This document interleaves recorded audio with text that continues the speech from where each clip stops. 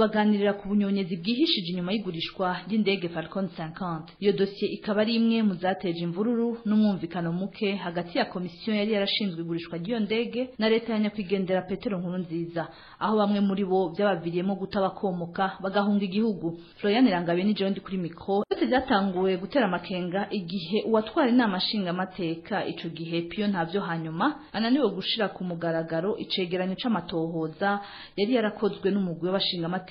bashinzwe gukurikirana ibijanye n'ubutunzi bw'igihugu. Aho rero ibimenyetso sindamusiga byaragaragaye mu ntaheza bamwe na bamwe mu bashinga amateka nka Chantal Ruvakubusa, aho yatangaje ko indege Falcon 50 yatsindiwe n'uwatanze ikiguzi gito mu bahiganwa kuyigura. Aho tubibutse ko wararongoye umugambwe CNDD-FDD Hussein Rajabu muri Kigarama 2005 yashikirije ku mugaragaro ko indege irerura umukuru w'igihugu Petero Nkurunziza ifise ikibazo coteza isanganya mu ngendo ziwe. Kuri Hussein Rajabu inyishu kuri ico kibazo c'indege Falcon 50 yari ukugurishwa bakagura iyindi, hakurikiyeho isuzumwa ry'abagwiza tunga bava hirya no hino mu mihingo y'isi hamwe n'abahinga mu bijanye n'indege. Tutibagiwe ari umushikiranganje w'ikigega ca leta Dieudonne Ngowembona na bamwe mu bakozi bo mu biro by'umukuru w'igihugu w'ico gihe Petero Nkurunziza. Mu nama nshikiranganje yabaye tariki 26 Rusama 2006 niho hizwe ikibazo c'igurishwa ry'indege Falcon 50 n'utundi, aho twamenyesha ko imvo nyamukuru yinyegeza inyuma y'iryo gurishwa yamenyekanye ko igihugu c'u Burundi cari gifitiye umwenda Société Transaïco, iyo nayo akaba yari isanzwe gukora maintenance na réparation y'iyo ndege. Uyo musi nyene niho umuyobozi mwishikira mu biro by'umukuru w'igihugu yahibaruwa yemerera umushikiranganje w'ikigega ca leta Dieudonne Ngowembona kugurisha indege Falcon 50. Umuntu akibaza uko kwihutira gufata ingingo bitanaciye mu nama nshinga amateka ko ari ibintu bitamenyerewe muri leta bitigeze bikorwa imbere yuko ubutegetsi bwa CNDD-FDD buza mu gihugu c'u Burundi. Ivyo byose bikagaragaza amahinyu mu itangwa ry'isoko ry'iyo gurishwa. Ntivyatevye hasohowe itangazo rihamagarira abipfuza kugura Falcon 50 mu kinyamakuru kimwe Rudende Roho Nouveau ku matariki ya 16, 20 na 21 Ruheshi 2006. Radio Igicaniro yibibutse kw'iryo gurishwa ryatunganijwe n'abitwa ngo nabahinga umushikiranganje Dieudonne Ngowembona, mushinga amateka Martin Bazumutima, Colonel Artemon Rwamigabo yari umupilote, General de Brigade Charles Nkusi nawe yari umupilote, Antoine Gatoto nawe ni umupilote, na Leonidas Bizimana umuhinga mu vyo gukanika indege. Amashirahamwe atatu rero Delaware Corporation, Aerotoy na Icarus Group niyo yahiganirwa muri iryo soko ryo kugura indege Falcon 50. Ivyo navyo ntivyatevye amahinyu n'ubwumvikane buke butangura kugaragara mu itangwa ry'isoko. Ku itariki 23 Ruheshi 2006 mu yugururwa ry'amabahasha yarimwe ikiguzi c'umwe wese muri abo bahiganwa, abagize umugwi ushinzwe iryo gurishwa byagaragaye ko batari batumiwemo bose. Ivyo bikaba vyatumye indege Falcon 50 yegurirwa uwatanze ikiguzi gito ariryo shirahamwe Delaware Corporation ryatanze ikiguzi c'imiliyoni 3 n'igice y'amadolari, mu gihe ishirahamwe ya Aerotoyo yari yatanze ikiguzi c'imiliyoni 5 z'amadolari. Aho umuntu yokibaza ati mbega uwo mugwi ushinzwe iryo gurishwa ntiwari uzi gutandukanya miliyoni 3 n'igice n'imiliyoni 5? Abandi bati hamwe boba batanabizi abashikirije icegeranyo cy'ibyavuye muri iryo gurisha bo ntavyo bari bazi. Ivyo byose vyerekana ko vyakozwe nkana bikagaragaza ubunyonyezi bwari bwinyegeje mu igurishwa rya Falcon 50 guhera kuri uwo mugwi kugera no mu biro bikuru by'umukuru w'igihugu w'ico gihe Petero Nkurunziza. Nibukeye kabiri uwategerezwa gutsindira isoko yandikiye umushikiranganje w'ikigega ca leta Dieudonne Ngowembona amubaza ibijanye no gutanga amasoko kuko azi neza ko yatanze ikiguzi kiruti c'abandi bahiganwa. Ubundi amusubiza mu ibaruwa rigufi cane ko yatsinzwe muri iryo soko ryo kugura Falcon 50. Tariki 7 Mukakaro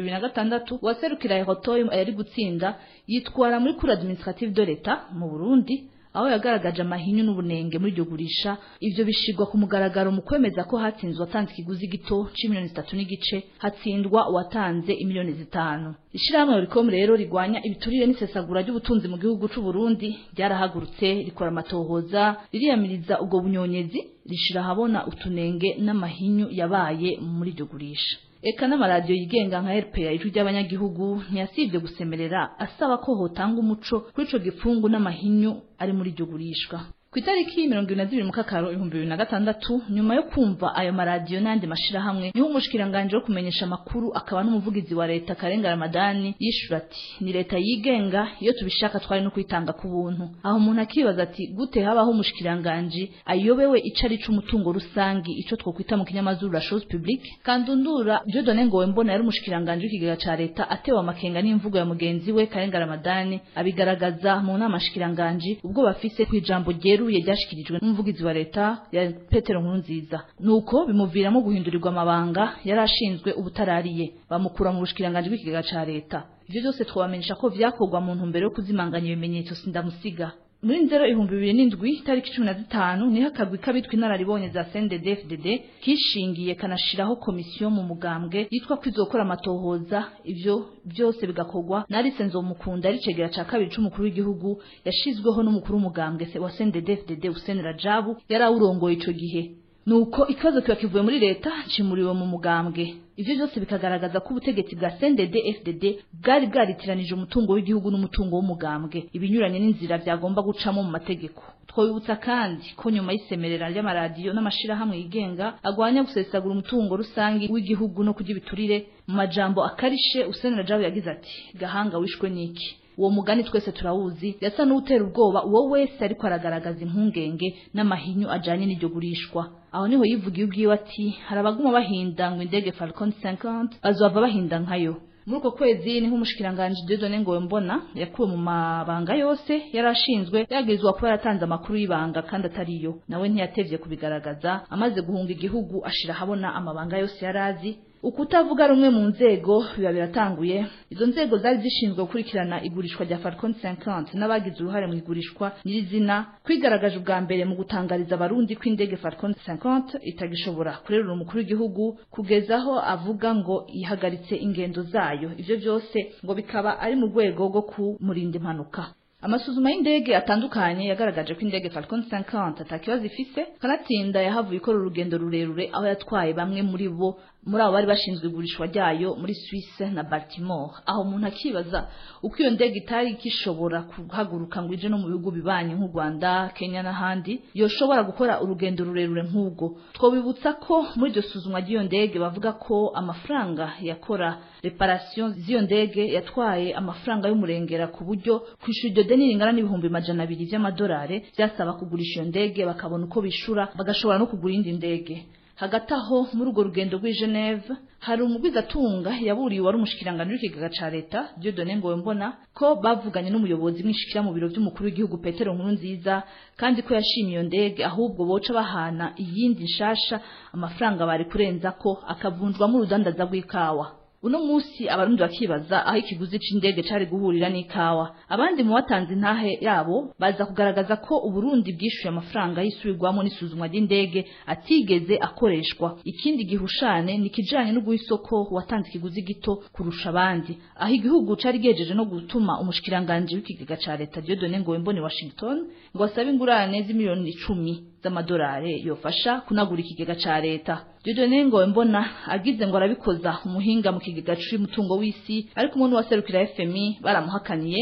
bivuye inyuma bati nyabona nimwagurisha muraba mubangiriye kugura yindi mubanze mubogora ico kigega kigeza hatemba gutyo murangure neza imigambi ya leta ivyo umushikiranganje mu kigega ca leta Dieudonné Ngowembona abikojeje umukuru w'igihugu amubwira ko yobandanya kurikirana igurishwa rya Falcon 50 vuba bwangu ikava mu nzira ivyakurikiye nuko wari gutsindira iryo soko yahavuye yitwara biza kuvyara ko umugwi wa audit mva mahanga uza mu Burundi ari nawo wahavuye ugaragaza kanemeza kwigurishwa rya Falcon 50 ataho ryari rihuriye n'umwenda leta yavuga ko ifitiye Transaiko kandi niyo ndege atakibazo yari ifise ahubwo yaramanyanga yateguwe n'urwego rwo gusesagura no kunyoneza umutungo wa leta ivyo byose ugasanga nakagwi k'abantu bari mu ntwaro bakorana n'umukuru w'igihugu w'ico gihe Petero Nkurunziza babiteguye aho umukuru w'igihugu ubwiwe yatanze itegeko ry'igurishwa ry'iyo ndege n'uyu munsi kontra aco twita amasezerano yakozwe kuri iryo gurishwa atarigera shigwa habona tubibutse kandi ko indege yavuze ko yaguzwe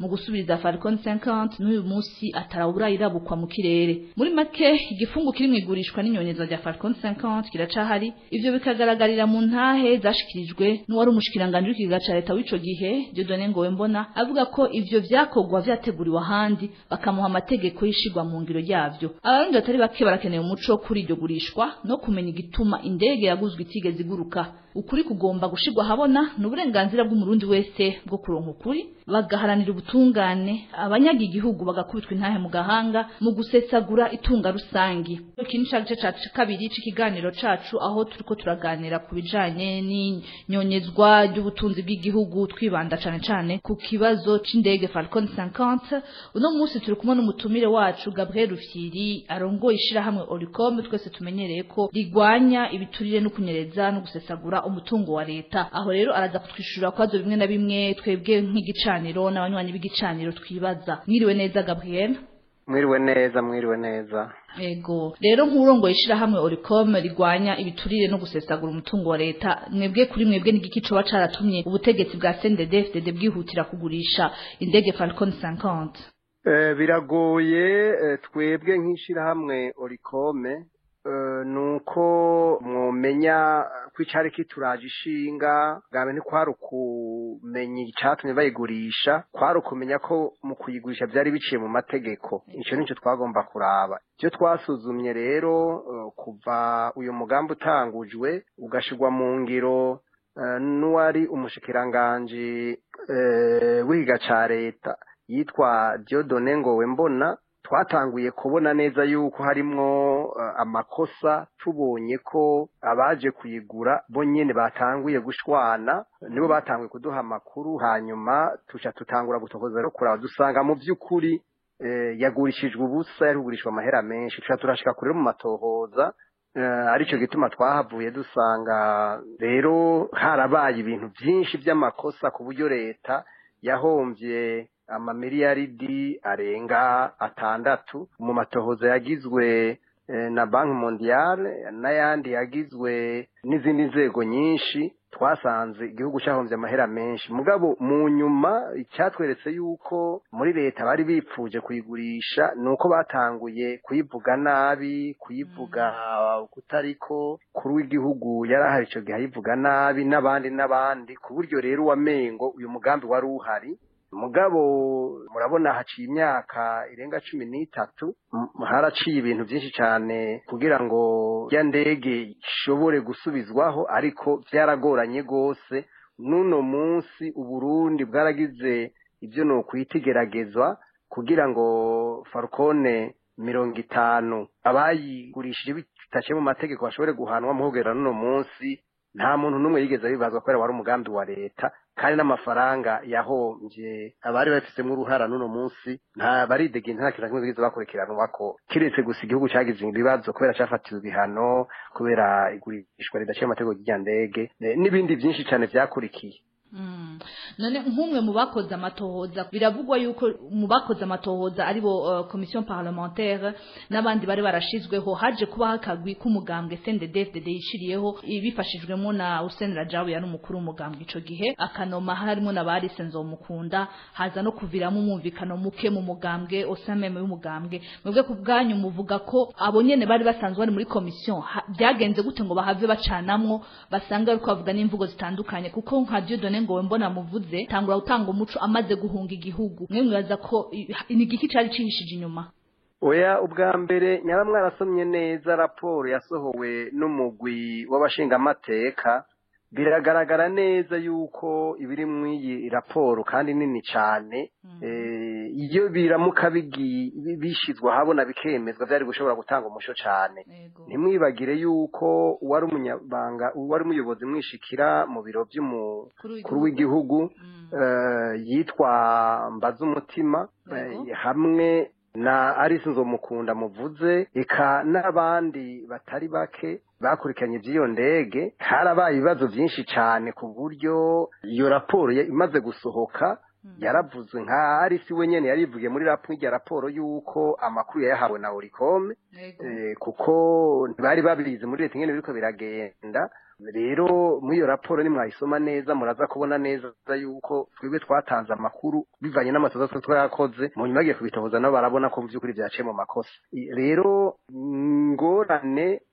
sinibaza ko ari Rajabu kuko iyo aba yari Rajabu amaze kuhava icyo kibazo kiba caratoye umuti mugabo murabona yuko Rajabu ahavuye Arisa ahavuye icyo kibazo n'ubu ntikigeze gitora umuti kugeza n'ikimenyamenya n'uno munsi icyo kibazo ntikigeze gitora umuti amatohoza yakozwe ishyirahamwe urikomeye ryatangagura amatohoza riravyandika mugabo mu nyuma mwabivuze hari inzego nyinshi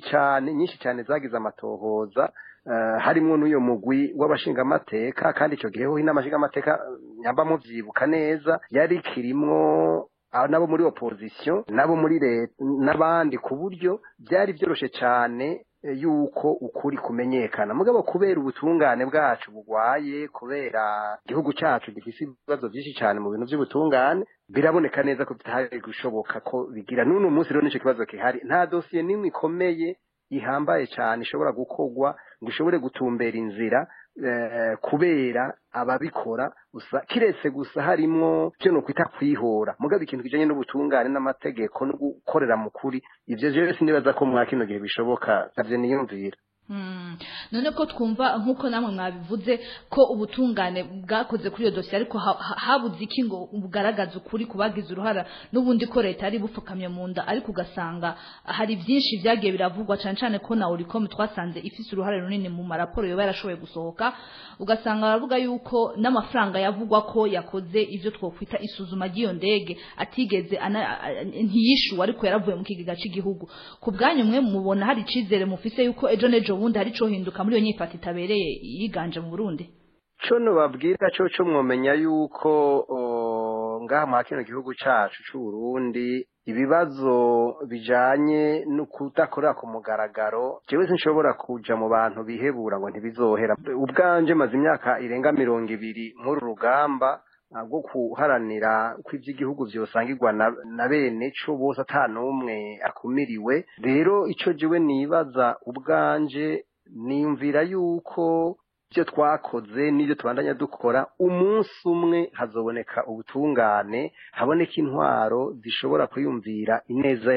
ya benshi nivyo bihe rero turimo nibihe ibyo twita period ibihe turimo rero bimeze uko bimeze ariko jewe ndemeza neza naho tazuba tukiriho twebwe ibintu bizoguma gutya kuko ntibishoboka uravye nk'amaraporo yagizwe kwirya ndege ukaragira hari amaraporo yakozwe menshi cyane mpuzamakungu ibihugu Uburundi ariko murabona ko byarabuze aho bija kubera iki kubera ubutegetsi ntibugomba ko ivyo bintu bihinduka n'ubutungane ntibugomba ko ivyo bintu bihinduka ni ukuvuga ico mukuru w'igihugu yashatse nabo bari kumwe no mu mugambi ico bashatse nico gikorwa urabona ndabakaro gasanzwe urabona yuko amadosiye nk'idosiye yo kwandadaye urabona ko bafashe ingingo kubera babishatse bakabikora uko bavyumva uko babigomba atakiyo na kimwe bagize ni ukuvuga rero ico bashatse bo nyene nk'ubutegetsi barashobora kugikora mugabo igihugu rero ntigishobora gutwarwa gutyo kuko mu gihugu hakora amategeko hakakora ingingo igihugu iyo hadakoze ingingo nivyo bica biza biraba nk'iya dosiye rero imyaka imaze twebwe tubona neza yuko kandi siyo yonyene ishiramwe Oricom rimaze gukora amadosiye mu matohoza arenga 6,000 n'amadosiye menshi cyane ku myaka tumaze rero iyo nivyo ni dosiye yarihambaye cyane mbwa nagenda babwire yuko ari imwe mu madosiye arenga 6,000 ishiramwe Oricom rimaze gukora kandi icyo abantu batokwibagira babatwara uno munsi babatwara n'abantu bakoze amabi kuri itrere murabizi neza yuko nubu hari abariko barabibabazwa inyuma y'imyaka 70 rero ntimwuhave mwibaza yuko igihugu hari abantu bavuga bati igihugu si icana igihugu nibenga umuntu arashobora kurigwamwo agira ikiziba nico gituma umuntu ariko atwara uno munsi ntibihave bibaza yuko bizohora gutyo igihugu hari ibyo no kwita regulation naturelle iba ugaca usanga ibintu byahindutse utabizi. Ego nagira mbabaze ikibazo ca nyuma mbere yuko dusozera, mbega ko abarundi benshi usanga igice kimwe ari bantibindaba abandi ari bampemuke ndamuke, ariko hakaba hari igice c'abarundi bavuga bati mbega hoho ejo ubutungane nibwaza intwaro yindi nshashikaza ikavuka kandi tubona ko ari nziza ije gukosora ibyananiranye canke n'ivyagenze nabi, bagatinya ko uyu mugambwe uri ku butegetsi CNDD FDD hari ibyo uzohava witirira ko ari ibyakozwe na leta ya nkuru nziza, kubera ko bavuga bati we ninyakwigendera nitwabimwegeka ko nta kibazo. Mwebwe ni giki mwoha comme espoir abarundi? Mwatubwiye ko mudacika intege nubwo bitaba byoroshe, ariko mwebwe ni giki mwobwira abarundi uno munsi bari muri ico gihirahiro bavuga bati nta uzomenya ibizobaza bavyagiriza uwo yayigendeye nta kundi? Hari ibyo twita amaprincipe nyine no kivuga mu Kirundi ni ibintu ngendegwa ko bidahinduka kubera hari intwari canke intwari izo principe rero hari ico bita muri izo principe hari ico bita la continuité de l'état. La continuité de l'état ni ukuvuga yuko leta ihavuye ntishobora kuvuga ngo ibyo byakozwe n'irya leta ngo hanyuma oya nibyo hariho n'iteko ryatowe rivuga yuko iyo umuntu yononye ibintu vya leta ikariha uyo muntu ari wabibazwa. Ivyo mu ruhande rumwe biri mugabo ntibashobora kuvuga ngo ni bariya babikoze kuko ibintu bikugwa n'umuntu. Uyo muntu rero yabikoze mu buryo bw'ibyaha n'umuntu biraba mugabo responsabilité irabandanya collectivement no kuvuga muri rusange. Rero mu by'amadosiye kwiyumvira yuko ngo bazobihinurira ku bandi ivyo mu bisanzwe mu bintu by'ubutungane n'amategeko ntibibaho, kuko kugira ngo icaha kibeho mu by'amategeko hari ibintu bitatu bibazwa, ibyo bita les éléments constitutifs d'une infraction. Hariho ico bita élément matériel, no kuvuga ikintu cerekana ko ikintu cibwe. Élément légal, ikintu cirekana yuko ico kintu ico gihe cakogwa cari itegeko yemera ko ari icaha. Nico bita élément moral. Ivyo bintu bitatu iyo bikoranye icaha niho kigaragara. Ivyo rero nimbi naho biza ngo gutuma yuko uyu azoshobora kuvyeka kuyu ifo kuvyerekana mu nzira z'amategeko ibyatekanijwe. Ikindi kigira kabiri no babwira kwibaza ngo bizohera ngo hanyuma ngo barundi ngo turi bantirumve ko niki nivyo nivyo nita ibihe. Mu bisanzwe twebwe turavyiruka muri urikomike twatangura kugwanya igiturire, abantu benshi mbere no mu basuku badutwara barabivuga ngo nta muntu araba ngo se ku munwa ngo donko bagashaka kuvuga yuko umusuku wacu nico gituma je ntabita abategetsi ndabita abasuku n'abakozi bacu kandi tubahemba bavuga ngo ntawura baraba ku munwa ukamengo bakibagira yuko bafise no kwita devoir moral, bafise itegeko ryo kudukorera neza. Badukoreye neza tufise uburenganzira bwo kubabwira tuti ivyo dukora sivyo. Ivyo abarundi benshi rero ntibarabimenyera ntibaravyumva, nico gituma tuguma tuvuga kandi murabizi neza murabi mu bihugu bitari bike byamaze gutsimbataramwo demokrasi n'intwari bereye. Umunyagihugu niwe afise ijambo rya nyuma. Muramaze kubona mu bihugu bikomeye ikintu kivuzwe mu radio kikavugwa n'abanyagikavugwa kikandikwa muri presse kiraba umuntu ico kintu barakiraba byanka bikunda bakaraba ko ivyo bintu ari byo. Ntibisigura ko baca bafata ko ari mugabo barabira bapfa ari byo. Nico gituma twebwe kugira ngo ibintu bizohinduke byose mwariko muravuga si leta izotuma bihinduka. Erega amareta namwe ku isi ntimuvyibagire. Umuntu wese muri natire yiwe arafise agatima ku kwikunda. Abanyagihugu rero nibatemera b'abarundi ngo bemere bumve yuko iby'igihugu bidazoshobora kugenda neza batabigizemo uruhara, ndababwije ukuri imyaka n'imyaka izohera ibinjana n'ibindi bihere tukiri gutya, kuko nta butegetsi buzoza ngo buve ngo urumva ngo tugatubagirire neza. Muranyere ku butegetsi bumwe ku isi ibyo byahashitse nta hamwe bishizopfa bishitse. Abantu rero mwomenya neza kugira ngo ibintu bizohinduke nuko umwe wese mu bwenge bwiwe n'uburyo bwiwe agomba gukora ibyo agomba gukora amateka murekurira. Atabikoze tukigira basi ndabibazwa tukigira nk'ibintu bitaturaba tuzokwama ducugwa bufundi na buhoro imyaka yose mpaka. Ivyo nuko bimenya. Murakoze cyane. Aha ni naho dusoreje ikiganiro igice cya kabiri cy'ikiganiro cacu dushimira Gabriel Rufyiri yitabiriye ubutumire akatwishura ku bibazo bimwe na bimwe tugenda twibaza. Turagushimiye cyane Gabriel Rufyiri wakoze kwitabira ubutumire bwacu.